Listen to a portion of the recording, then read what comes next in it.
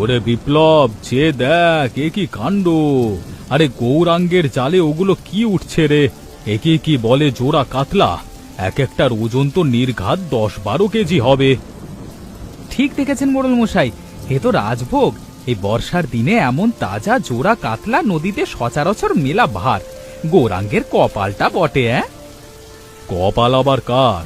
মোড়ল বেঁচে থাকতে গ্রামে কি আর যার তার কপাল খোলে? শোন বিপ্লব, এই বৃষ্টির মধ্যে ঘাটে অন্য কোনো লোক নেই। এই সুযোগে মাছ দুটোকে আমাদের পকেটে মানে আমাদের বাড়িতে তুলতে হবে। কিন্তু মোড়ল মশাই, গৌরাঙ্গ তো বোকা হলেও জাল লড়িয়ে মাছটা ধরেছে। তাছাড়া ওর বউ গীতা আবার বড্ড হিসেবি আর চতুর। টের পেলে গ্রামে তুলকালাম বাঁধিয়ে দেবে। আরে রাখ তোর গীতা, এ গ্রামের মোড়লকে আমি না গীতা? তুই চটপট একটা বুদ্ধি বের কর। মাছ দুটো আজকে আমার চাই। রাতে লতার হাতের সর্ষে কাতলার ঝাল না খেলে আমার এই মোড়লগিরি বৃথা। বুঝেছি মোড়ল মশাই, আপনার ভোজের ব্যবস্থা আমাকেই করতে হবে। একটা কাজ করুন, আপনি ঝোপের আড়ালে গিয়ে দাঁড়ান। আমি গিয়ে গৌরাঙ্গকে এমন ভুতুরে গল্প শোনাবো যে ও মাছ ফেলে পালাবে। আপনি শুধু ঠিক সময় মাছ দুটো তুলে বাড়ি নিয়ে যাবেন। সাবাস বিপ্লব, তুই আমার আসল ডান হাত। কাজটা ঠিকঠাক করতে পারলে কালকে সকালে তোকে 1 সের খাঁটি সর্ষের তেল আর একটা বড় মাছের মাথা বকশিস দেব। যার দেরি করিস না, আর নৌকা ঘাটে বেড়াচ্ছে ও, যা। ওহে গৌরাঙ্গ দাদা, বলি সাত সকালে বৃষ্টির মধ্যে নৌকায় বসে ও কি জকের ধন তুললে হে? হ্যাঁ, জলদেবতা কি আজকে তোমাকে সব উজাড় করে দিল নাকি? আরে বিপ্লব দা, দেখোই না চে, আজ গিন্নিকে গিয়ে দেখাবো। এমন জোড়া কাতলা বাপের জন্মে এই নদীতে দেখেনি গো। ঠাকুর আজ মুখ তুলে চেয়েছেন।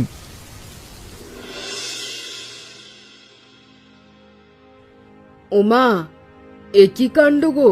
বলি সাত সকালে এত বড় বড় দুটো জ্যান্ত কাতলা মাছ তোমরা কোথা থেকে আমদানি করলে? বাজার থেকে কিনে আনলে বুঝি? আরে না লতা, তুমি যেমন ভাবছো তেমনটা মোটেই নয়। বাজার থেকে কিনতে যাব কেন? বাজারে কি এমন খাসা মাছ মেলে? এই মাছ আসলে বলছিলাম কি, বিপ্লবী সবই জানে আরে না দিদিমণি, মোড়ল মশাই মিছে লজ্জা পাচ্ছেন। বাজার টাজার কিচ্ছু না। নদীর ঘাটে গৌরাঙ্গ ছোড়া এই জোড়া কাতলা ধরেছিল। মোড়ল মশাইয়ের আদেশে আমি একটু বুদ্ধি খাটিয়ে ওখান থেকে চুরি করে নিয়ে এসেছি, একেবারে সোজা আপনাদের রান্নাঘরে। কি বললো রে বিপ্লব? তোমরা দুজন মিলে ওই গরিব জেলেটার মাছ চুরি করে নিয়ে এসেছো? ছি ছি ছি ছি! গ্রামের মোড়ল হয়ে এই তোমার নীতি কথা? লোক জানাজানি হলে গায়ে মুখ দেখাবো কি করে? চোরের বউ বলে লোকে আমায় থুতু দেবে না?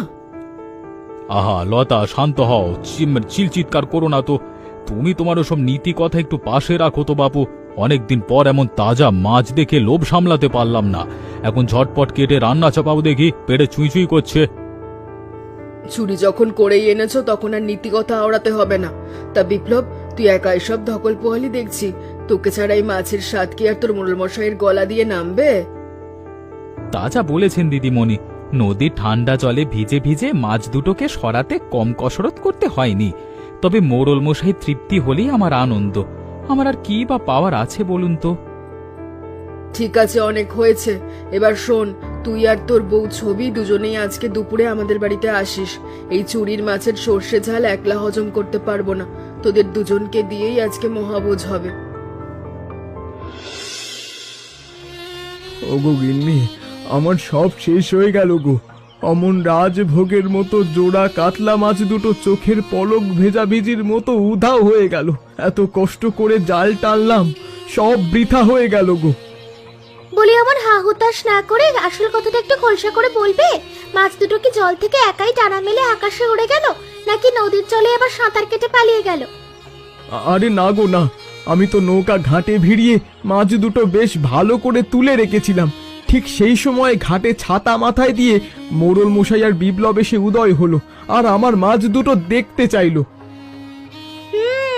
মোড়ল আর বিপ্লব বুঝি এসেছিল? তারপর কি হলো শুনি? তারা মাছ দেখতে যাওয়ার পরে কি তোমার এই বিশাল কাতলা জোড়া হাওয়া হয়ে গেল? হ্যাঁ গো গিন্নি, ঠিক তাই। মোড়ল মশাই মাছ দেখে তারিফ করতে লাগলেন, আর বিপ্লব ওদিকে আমায় ভূতের ভয় দেখিয়ে উল্টো দিকে পাঠালো। আমি যেই না একটু ওপাশে গেলাম, ফিরে এসে দেখি মাছও নেই আর ওনারাও নেই। ওরে আমার কপাল, এখনো তোমার মাথায় বুদ্ধি এলো না? তোমার ওই স্বাদের জোড়া কাতলা অন্য কেউ নয়, ওই লোভী মোড়ল আর চতুর বিপ্লবী চুরি করেছে। এ কি বলছো গিন্নি? মোড়ল মশাই স্বয়ং গ্রামের প্রধান, উনি কেন আমার মাছ চুরি করতে যাবেন? আর বিপ্লব তো মোড়লের ডান হাত, ওরা এমন অধর্মের কাজ করতেই পারে না। তুমি একটা আস্ত বলদ, তাই দুনিয়ায় সবাই তোমাকে বলদ বানায়, আর তুমি সবাইকে সাধু ভাবো। মোড়ল যে কত বড় একটা ভোজন রসিকার লোভী তা গায়ের বাচ্চারাও জানে, আর বিপ্লব হলো তার চুরির সাগরেদ। তোমার মুখের গ্রাস ওরা কেড়ে নিয়ে নিজেদের পেটে পুড়েছে। এখন তবে উপায় কি হবে গো গিন্নি? মোড়লের বাড়ি গিয়ে যদি মাছ ফেরত চাই, তবে তো মোড়ল লাঠি নিয়ে আমাদের গ্রাম ছাড়া করবে। আমার স্বাদের কাতলা মাছ দুটো তবে কি একেবারেই হাতছাড়া হয়ে গেল? ওগো শুনছো, একটু জোরে পা চালাও না, এমনিতেই তো দুপুর গড়িয়ে গেল। লতা দিদিমণি আবার কড়া মেজাজের মানুষ, বেশি দেরি হয়ে গেলে তো আবার রেগেই আগুন হয়ে যাবেন। আরে ধুর, তুমি এত ব্যস্ত হচ্ছ কেন বলো তো? মোড়ল মশাইয়ের পেটে খিদে আর জিভে জল দুই এখন টকবক করছে। আমাদের না নিয়ে উনি ভোজ শুরুই করতে পারবেন না, তুমি মিলিয়ে নিও। আরে ওই দেখো, কাঁচা রাস্তার মোড়ে বাসন্তী দাঁড়িয়ে আছে না? ও বাসন্তী, সাত সকালে ছাতা মাথায় দিয়ে মেঘলা দিনে একা একা কোথায় চললে গো? গাঙের পাড়ের দিকে? এই তো ছবি দিদি শাশুড়ির জন্য একটু ওষুধ আনতে যাচ্ছিলাম গো। তো তোমাদের দুজনকে তো দুপুরবেলা একদম সাজগোজ করে তড়িঘড়ি করে কোথায় যাচ্ছো? আর বলো না, আজ তো আমাদের একেবারে রাজকীয় ব্যাপার। অনিল মোড়লের বাড়িতে আজ দুপুরে বিশাল ভোজ হচ্ছে। লতা দিদিমণি আমাদের দুজনকে খেতে বলেছেন। উমা তাই নাকি? তা মোড়ল বাড়িতে আজ হঠাৎ কিসের উৎসব গো দিদি? কোনো পুজো টুজো নাকি? মোড়ল মশাইয়ের পকেট থেকে তো সহজে টাকা গলে না। আজ তবে কি উপলক্ষে খাওয়া দাওয়া? উপলক্ষে আর কি, ভালো মন্দ খাওয়ানোর ইচ্ছে হয়েছে তাই হয়তো খাওয়াবেন। শোনো বাসন্তী বোন, লতা দিদিমণি তো একা মানুষ, অত বড় আয়োজন সামলাতে হিমশিম খাচ্ছে। তুমিও বরং আমাদের সঙ্গেই চলো মোড়ল বাড়ি। না দিদি, তা কি করে হয়? মোড়ল মশাই লতা দিদিমণি তো আমাকে দাওয়াত দেননি, না ডাকলে কি কারোর বাড়িতে হুট করে খেতে যাওয়া যায়? তোমরাই যাও, ভালো মন্দ খেয়ে এসো, আমি আর যাব না। বাহ লতা বাহ, ডাল আর এঁচোড়ের তরকারিটা যা রেঁধেছো না, একদম অমৃত হয়েছে। তা বলি, দুপুরবেলায় তো প্রায় গড়িয়ে গেল, এবার আসল জিনিসটা পাতে পড়ুক দেখি। জিভে যে আর জল ধরে রাখতে পারছি না। ঠিক বলেছেন মোড়ল মশাই, দিদিমণির হাতের রান্নার প্রশংসায় পঞ্চমুখ হতে হয়। তা দিদিমণি, আমাদের ছবি তো সকাল থেকে শুধু ওই নদীর তাজা কাতলা মাছের সর্ষের ঝাল খাওয়ার জন্যই পেট খালি করে বসে আছে। এবার ওটা নিয়ে আসুন দেখি। আহা, কি যে বলো তুমি সবার সামনে। তবে লতা দিদিমণি, মাছের সুবাস কিন্তু রান্নাঘর থেকে সেই কখন আমার নাকে আসছে, গন্ধেই পেট ভরে গেল।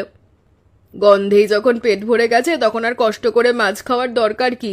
তোমরা বরং জল খেয়ে হাতটা ধুয়ে নাও, দুপুরের খাওয়া তো হয়েই গেল। এ কি অলক্ষণে কথা বলছো লতা? হাত ধুয়ে নেব মানে? এত বড় জোড়া কাতলা সকালবেলায় নিয়ে আনলাম সর্ষে বাটা দিয়ে, যার ঝাল হওয়ার কথা, সে মাছ কোথায় গেল? ঝটপট পাতে দাও। রান্নাঘরের জানলাটা একটু খোলা ছিল, আমি যেই না কড়াই থেকে নামিয়ে ওপাশে গেছি, অমনি কোত্থেকে একটা হুড়ো বেড়াল এসে মাছের গামলাটায় মুখে করে নিয়ে চম্পট দিয়েছে। কি বললে? বিড়ালে নিয়ে গেছে? এত বড় 10 কেজির জোড়া কাতলা মাছ বিড়ালে মুখে করে তুলে নিয়ে গেল, আর তুমি তা দাঁড়িয়ে দাঁড়িয়ে দেখলে? তোমার সংসারে কোনো দায়িত্ব জ্ঞান বলতে কিছু আছে নাকি শুনে? ওরে বাবারে, এ তো একেবারে মাথায় আকাশ ভেঙে পড়বার মতো অবস্থা হলো মোড়ল মশাই। অত কষ্ট করে জান বাজি রেখে নদীর ঘাট থেকে যে মাছ সরালাম, তা শেষে একটা বুনো বিড়ালের পেটে চলে গেল। ও গীতা দিদি, বলি সাত সকালে নদীর ঠান্ডা জলে এত ডুবো ডুবো খেলছো কেন গো? বলি কালকের মোড়ল বাড়ির সে এলাহি ভোজের খবর কিছু জানো? মোড়ল বাড়ির ভোজের খবর? না গো বোন, আমাদের মতো গরিব ঘরে ওসব বড় লোকদের খবর পৌঁছাতে একটু দেরি হয়। তা কাল হঠাৎ কিসের ভোজ ছিল শুনি? আরে কাল দুপুরে মোড়ল বাড়িতে নাকি একেবারে ইলাহি রাজভোগের আয়োজন ছিল। কাঁচা রাস্তা দিয়ে যাওয়ার সময় বিপ্লব দাদার ছবি দিদির সঙ্গে দেখা হয়েছিল। তাই নাকি? তা বিপ্লব আর ছবি বুঝি সেদিকেই যাচ্ছিল সাজগোজ করে? তারা তো মোড়লের ডান হাত আর বাঁ হাত। তা তোমাকে কিছু বললো নাকি রাস্তায়? বলবে না আবার, ছবি দিদি তো আমাকে দেখেই খপ করে ধরলো। বললো লতা দিদিমণি নাকি বিশাল বড় দুটো কাতলা মাছের সর্ষে ঝোল রাঁধছেন, আমাকেও নাকি ওদের সঙ্গে ওখানে যেতে বললো। কি বললে বাসন্তী? বড় বড় দুটো কাতলা মাছের সর্ষে ঝাল, আর ছবি তোমায় সাদাসাদি করছিল ওখানে গিয়ে খাওয়ার জন্য? হ্যাঁ দিদি, একদমই তাই। কিন্তু আমি তো আমন্ত্রিত অতিথি নই, না ডাকলে কি আর মোড়ল বাড়ি হুট করে যাওয়া যায়? তাই আমি যাইনি, সোজা শাশুড়ির ওষুধ নিয়ে বাড়ি এলাম। ভালো করেছো বাসন্তী, একদম ঠিক করেছো। তুমি যাওনি, খুব ভালো করেছো। কারণ এই পাপের অন্ন তোমার পেটে সইতো না। ওই মোড়ল আর বিপ্লব শয়তানটা কাল আমাদের কপাল পুড়িয়েছে। ওমা, কি বলছো গো দিদি? মোড়ল আর বিপ্লব দাদা আবার তোমাদের কপাল পোড়াতে যাবে কেন? আর এর মধ্যে পাপের অন্নেরই বা বিষয় কোথা থেকে আসছে? আসবে না আবার? কাল ভোরে আমার এই সিধে সরল বোকা বরটা নদী থেকে যে রূপোর মতো জোড়া কাতলাটা ধরেছিল, ওরাই তো চক্রান্ত করে চুরি করেছে। আমাদের সেই চুরির মাছ দিয়ে কাল মোড়ল বাড়িতে ভোজের আয়োজন করেছিল। এভাবে আমাদের সস্ত্রীক দাওয়াত করে নিয়ে গিয়ে পাতে শুধু ডাল এঁচড় খাইয়ে অপমান না করলেও পারতেন মোড়ল মশাই। শেষ পাতে কাতলা মাছের সর্ষে ঝাল খেতে দেবেন না জানলে আমি আর ছবি ভুলেও কালকে আপনাদের বাড়ি যেতাম না। ওরে বিপ্লব, তুই নিজেই আমার উপর রাগ করছিস রে ভাই। তুই তো আমার ডান হাত, তোকে অপমান করবার কথা কি আমি স্বপ্নেও ভাবতে পারি? আর মোড়লগিরি করে দেখাতে হবে না মশাই। এখন বুঝছি নদীর ঠান্ডা জলে ভিজে অমন জান লড়িয়ে মাছ দুটো চুরি করে সোজা আপনার বাড়ি নিয়ে যাওয়াটাই আমার জীবনের সবচেয়ে বড় ভুল হয়েছিল। ওগুলো নিজের বাড়ি নিয়ে গেলেই বরং শান্তিতে বউকে নিয়ে ওই ভোজটা সারতে পারতাম। আহা বিপ্লব, তুই আমাকে বড্ড ভুল বুঝছিস রে। মাছ দুটো তো আমার নিজেরও পেটে পড়েনি, ছাই পড়েছে। তুই তো আমার চোখের লোভ আর খিদের ছটফটানো দেখি নিজেই দেখলি না। আমি কি ইচ্ছে করে তোদের না খাইয়ে রেখেছি? তবে মাছ দুটো গেল কোথায়? রান্নাঘর থেকে সর্ষে বাটার অমন খাসা গন্ধ বেরোচ্ছিল, আর খাওয়ার শেষ মুহূর্তে এসে কিনা শুনলাম মাছ নাকি হাওয়া। আপনি আর দিদিমণি মিলে আমার সাথে চাল চেলেছেন? হ্যাঁ? আরে বাবা, লতা ওই মাছ দুটো নিয়ে আসলে কি যে কাণ্ড করেছে তা তো আমি নিজেও এখনো ঠিক বুঝে উঠতে পারছি না। লতা তোকে আর ছবিকে নিজের মুখে নেমন্তন্ন করলো, সে লতায় আবার পাতে মাছ দিল না। দিদিমণি তো সাপ জানিয়ে দিলেন যে উনুন থেকে নামানোর পরেই নাকি কোথাও একটা হুলো বিড়াল এসে গামলা শুদ্ধ পুরো মাছ সাবার করে দিয়েছে। এই আজব গল্প কি একটা বাচ্চাও বিশ্বাস করবে মোড়ল মশাই? কি করব বলতো? লতা যখন কড়া গলায় সবার সামনে বলল যে বিড়াল খেয়ে গেছে, তখন তো আমার আর কিছু বলবার সাহস ছিল না। তুই তো জানিস ওর মেজাজ কেমন করা। ওর মুখের উপর কথা বলার সাধ্য আছে কারো? হ্যাঁ, ওসব বেড়ালের গল্প আপনাদের ঘরেই রাখুন মোড়ল মশাই। মোড়ল বাড়ির বেড়ালের পেটে যে 10 কেজির জোড়া কাতলা এক নিমেষে হজম হয়ে যায় তাই প্রথম শুনলাম। আমি আসছি।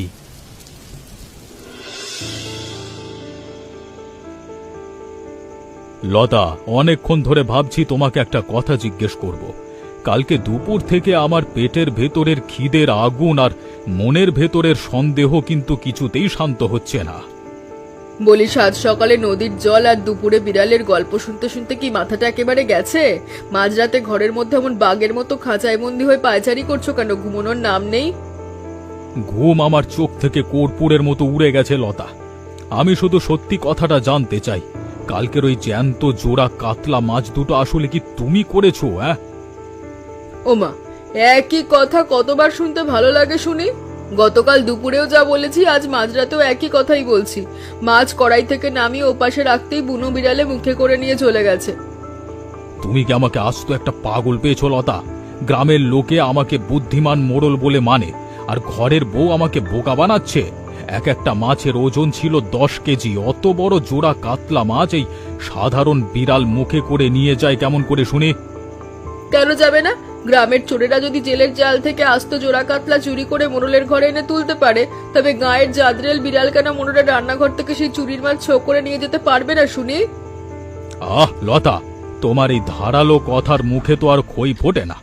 তোমার এই অদ্ভুত বিড়ালের গল্পের জন্য আজকে বুনো বৃষ্টির মধ্যে মাঝ রাস্তায় দাঁড়িয়ে আমাকে বিপ্লবের কাছে চরম অপমানিত হতে হয়েছে, জানো? ও তাই নাকি? বিপ্লব বুঝি চুরির মাল পাত না পেয়ে মোড়ল মশাইয়ের উপর রাগ দেখিয়েছে? তো দেখালেই কি আর বলবে? আমার বই গেছে। ওরে বাবারে, চুরির মাছের লোভ সামলাতে গিয়ে শেষে পেটও ভরল না, আবার নিজের বিশ্বস্ত ডান হাতটার কাছেও ছোট হতে হলো। লতা, তোমার এই কড়া মেজাজ আর রহস্যের মার প্যাঁচে আমার মোড়ল গিরিটাই বুঝিয়ে এবার ধুলোয় মিশে যাবে দেখছি। ওগো গিন্নি, মনটা বড় ব্যাকুল হয়ে উঠেছে গো। এই ভরা আষাঢ়ের মেঘলা দিনেও নদী মায়ের বুকে জাল ফেলে তেমন একটা মাছের দেখা মিলছে না। যাও বা দু একটা ছোটখাটো চুনোপুটি জালে উঠেছে, বাজারে নিয়ে গেলে তার দাম তেমন একটা পাওয়া যাচ্ছে না গো। তা তো হবেই, তোমার কপালে তুই চুনোপুটিই জুটবে। অমন রূপোর মতো বড় বড় চোরা কাতলা মাছ যখন জালে উঠেছিল তখন তো বুদ্ধি কাটিয়ে ঘরে তুলতে পারলে না, চোরের মুখে তুলে দিয়ে এখন নদীর দিকে চেয়ে হা হুতাশ করছো। আহা গিন্নি, পুরনো কাসুন্দি ঘেটে আর কি হবে বলো, যা গেছে তা তো আর ফিরে আসবে না। কিন্তু দিন দিন যেভাবে চাল ডালের দাম বাড়ছে, তাতে সামনের দিনগুলো আমাদের এই গরিবের সংসারটা চলবে কেমন করে গো? আমি তো ভেবেই কুল পাচ্ছি না। ও গীতা দিদি, বলি ঘরের ভেতরে বসে বসে স্বামী স্ত্রীতে মিলে আমার মেঘলা মুখে কিসের এত গুঁড়ো মন্ত্রণা করছো গো? ঘরের অভাবে অনটনের কথা ভেবে কি আর বর্ষার জল থামানো যাবে? আর বলো না বাসন্তী বোন, তোমার দাদা তো নদী থেকে খালি হাতে ফিরে এসে চিন্তার পাহাড় করছে। সংসারের যা হাল, তাতে দুবেলা দুমুঠো অন্যের সংস্থান করতে তো হিমশিম খাচ্ছে। গাঙের মাছের উপর কি আর ভরসা রাখা যায়? সেই জন্যই তো তড়িঘড়ি বৃষ্টির মধ্যে তোমাদের বাড়ি ছুটে এলাম। একটা খাসা খবর আছে, আমাদের ওই দক্ষিণ পাড়ার মায় মেয়েরা সবাই মিলে আজকাল ঘরের বসে কাঁথা সেলাই আর বুটিকে সুন্দর সুন্দর হাতের কাজ করে পয়সা রোজগার করছে। ওমা তাই নাকি? হাতের কাজ করে ঘরে বসেই পয়সা আসছে? তা চলো না, আমরা দুজনে মিলে অলস হয়ে বসে না থেকে দিদিদের সাথে কথা বলে হাতের কাজটা আজ থেকে শুরু করে দিই। বাহ, এ তো ভারী চমৎকার কথা বললে হে বাসন্তী। গিন্নি যদি ঘরে বসে কিছু দুটো পয়সার মুখ দেখতে পায়, তবে এই অভাগা বরের ওপর থেকে সংসারের অর্ধেক বোঝার অভাব তো এক নিমেষেই দূর হয়ে যাবে গো। ওগো, বাজার থেকে ফিরতে তো দুপুর হয়ে গেল যে।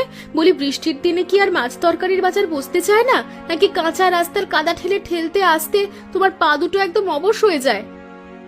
আরে না না ছবি, বাজারে তো লোক গমগম করছে। তবে আজকে আর ওই লোভী মোড়লের মোসাহিবি করতে করতে বড় বড় মাছের বাজারের দিকে পা বাড়াইনি। নিজের কষ্টের উপার্জনের সামান্য পুঁইশাক আর আলু কিনে আনলাম। হ্যাঁ গো, কাল থেকে গায়ের হাটে হাটে একটা জোড়া গুঞ্জন শুনছি।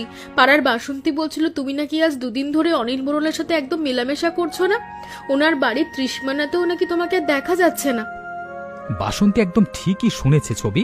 আর গ্রামের লোকও কোনো মিছে কথা রটাচ্ছে না। আমি নিজের থেকে ওই বেঈমান পেটুক আর লোভী মোড়লটার সাথে সমস্ত রকমের সম্পর্ক চুকিয়ে দিয়েছি। ওর ছায়াও আর মারাবো না আমি। বাহ, জীবনের সবচেয়ে সেরা আর ভালো কাজটা তুমি করেছো গো। অমন স্বার্থপর আর চোর মানুষের সঙ্গে না মেশাই ভালো। যে লোক নিজের ডান হাতের মতো মানুষকে এনে পাতে মাছ না দিয়ে অপমান করতে পারে, তার সাথে আবার কিসের সদ্ভাব? ঠিকই বলেছ ছবি। ওই মোড়লে দালালি করতে গিয়ে গ্রামের কত গরিব মানুষের যে অভিশাপ নিয়েছি তার কোনো ইয়ত্তা নেই। শেষমেশ ওই জেলের মুখের গ্রাস, ওই জোড়া কাতলা মাছটা চুরি করে মোড়ল বাড়ি নিয়ে গিয়েও যখন আমাদের কপালে শুধু এঁচড় জুটল, তখনই আমার চোখ খুলে গেছে। একদম ঠিক কথা। লোভের ধন কোনোদিনও নিজের পেটে সয় না। তাই তো লতা দিদিমণি বিড়ালের গল্প দিয়ে তোমাদের দুজনের লোভী মুখে ছাই ঢেলে দিল। নিজের কামাই করাই আলু পোস্ত আর পুঁইশাকের চচ্চড়ি আমাদের অনেক গুণে শ্রেয়। হ্যাঁ গো ছবি, আজকে নিজের মনে বড় শান্তি পাচ্ছি। মোড়লের এই মিথ্যে অহংকার আর অন্যায়ের ভাগীদার হওয়া থেকে নিজেকে মুক্ত করে আজকে মনে হচ্ছে খাঁচায় বন্দি পাখি যেন এতদিনে খোলা আকাশে ডানা মেলল।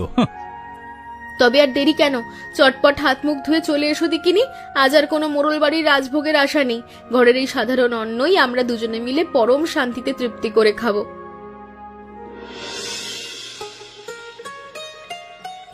দেখেছো বাসন্তী বোন, মনের জোড়ার হাতের সুতোর টান থাকলে নিজের পায়ে দাঁড়ানো যায়। তাই কদিনে বেশ ভালো টের পাচ্ছি।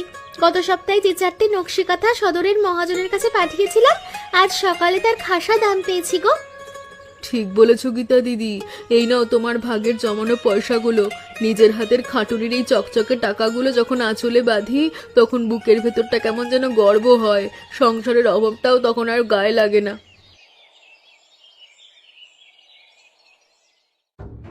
উমা, তোমরা দুজনে মিলে তো একেবারে ইলাহি কারখানা খুলে বসেছো দেখছি। তা একটু জিরিয়ে নাও। দিদিরা, বলি গ্রামের কিছু খবর রাখো। ওই লোভী অনিল মোড়ল আর তার কড়া মেজাজের বউ লতার অহংকার কিন্তু ধুলোয় মিশেছে। কেন রে ছবি, হঠাৎ সাত সকালে পরনিন্দা পরচর্চা মেতে উঠলি কেন? মোড়ল বাড়ির কোন হাঁড়িটা আজ মাঝ রাস্তায় ভেঙে গেলে তুই এতটা আলোদিত হয়ে ছুটে এলি? ভাঙবে না আবার? মোড়ল তো একটা আস্ত বেঈমান আর চোর। আমার বরের মতো মানুষকে দিয়ে গরিবের মাছ চুরি করালো, আর শেষমেশ নিজে একা খাবে বলে বিড়ালের একটা গল্প ফাঁদলো মিথ্যে। এমন জঘন্য লোকের মুখ দেখাও পাপ, সমাজ যেন ওনাকে এক ঘরে করে দেয়। আহা ছবি দিদি, শান্ত হও বাপু। যে মানুষ অন্যায় করেছে তার শাস্তি সে নিজের মনের ভেতরেই পাচ্ছে। তুমি শুধু শুধু লোকের বদনাম করে নিজের মুখের মিষ্টি কথার সময় কেন নষ্ট করছো? বাসন্তী একদম ঠিক কথা বলেছে রে ছবি। লোকের পেছনে না লেগে দিকে নিন্দে মন্দ করা বাদ দিয়ে তুই বরং আমাদের মতো এমন ঘরের বারান্দায় বা গাছতলায় বসে হাতের কাজ শুরু কর।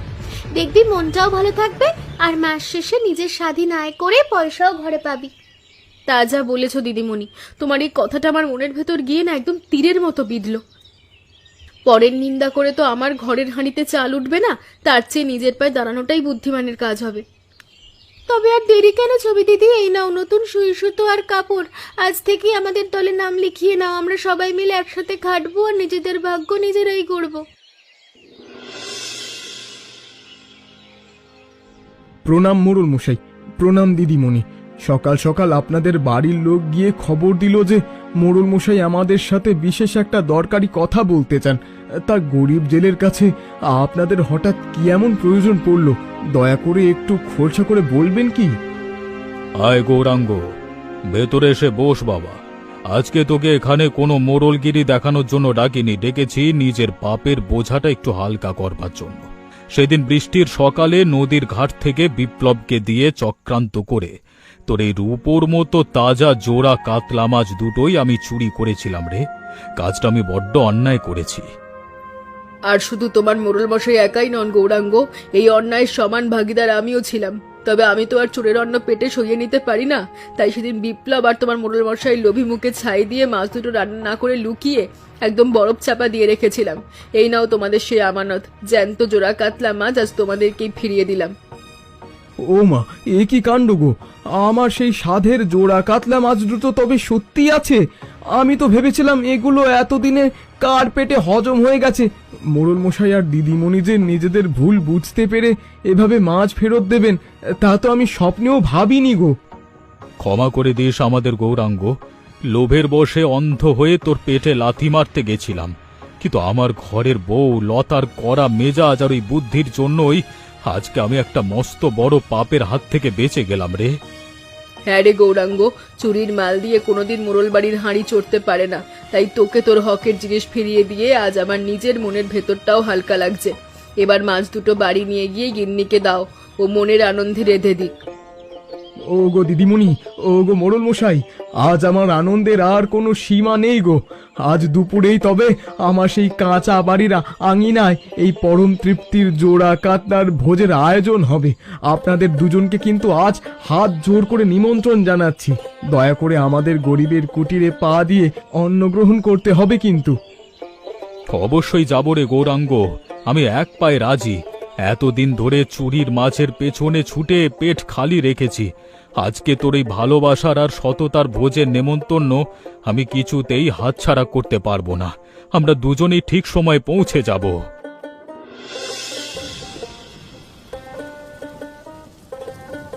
লতা দিদিমণি, বিপ্লব দা, নাও নাও, লজ্জা করো না কেউ। আজ নদী মায়ের আশীর্বাদী এই জোড়া কাতলা মাছের ভোজ আমার এই গরিবের কুটিরে সার্থক হলো গো। সত্যি আজ বড় আনন্দের দিন। বাসন্তী বোন, ছবি, তোমরা তরকারি আরেকটু নাও। অন্যায়ের মেঘ কেটে গিয়ে আজ আমাদের বাড়িতে ভালোবাসার রোদ উঠেছে। ও গীতা দিদি, তোমার হাতের এই কাতলা মাছের সর্ষে ঝোলটা যা হয়েছে না, একদম অমৃত। এমন অমৃত ফেলে সেদিন যে কেন মোড়লের বাড়ির এঁচোড়ের তরকারি খেতে গেলাম, এখন ভাবলেই হাসি পাচ্ছে। গৌরাঙ্গ ভাই, সবার সামনে আজকে আমি নিজের ভুল স্বীকার করছি। মোড়লের অন্ধ মোসাহেবি করতে গিয়ে সেদিন লোভের বশে তোমার মাছ চুরি করে আমি বড্ড অপরাধ করেছিলাম। আমাকে তুমি ক্ষমা করে দিও ভাই। ভুল তো আমিও করেছিলাম বিপ্লব। গ্রামের মোড়ল হয়ে লোভের বশে অধমের পথে পা বাড়িয়েছিলাম। আজকে গৌরাঙ্গের এই উদারতা আমার ভেতরে অহংকার আর লোভ দুটোকে একদম ধুয়ে মুছে সাফ করে দিল। যাক, আমার ঘরের ওই কাল্পনিক খুঁড়ো বেড়ালটা যে শেষমেশ তোমাদের দুজনের মস্ত বড় দুটো ভুল ভাঙতে পেরেছে, তাতেই আমি খুশি। চুরির মালে কোনোদিন পেট ভরে না, তা আজ প্রমাণ হলো। আর লতা দিদিমণি, আমরা মেয়েরাও কিন্তু এখন আর অলস বসে নেই। গীতা দিদি আর বাসন্তীর সাথে মিলে আমিও এখন হাতের কাজ শুরু করেছি। আমরা এখন নিজেদের পায়ে দাঁড়িয়েছি। এই তো চাই। বাইরে যেমন রিমঝিম বৃষ্টি হচ্ছে, আমাদের মনগুলো আজ তেমনই শান্তি ভরে গেল। আজ থেকে এই গ্রামে আর কোনো ঘরের যেন কোনো অভাব আর লোভ না থাকে। একদম ঠিক বলেছ ভাই। আজকে এই জোড়া কাতলার ভোজের পাতে হাত রেখেই আমরা সবাই প্রতিজ্ঞা করছি, আগামী দিনে সুখ দুঃখ যাই আসুক না কেন, আমরা গ্রামের সবাই এভাবে চিরকাল মিলেমিশে একসাথে থাকব। হ্যালো বন্ধুরা, আপনাদেরকে অসংখ্য ধন্যবাদ আমাদের ঠাকুমার ঝুলি গল্প পেজটি ফলো করার জন্য। আর হ্যাঁ, গল্পগুলি ভালো লাগলে বন্ধুদের সাথে সবাই শেয়ার করে দেবেন।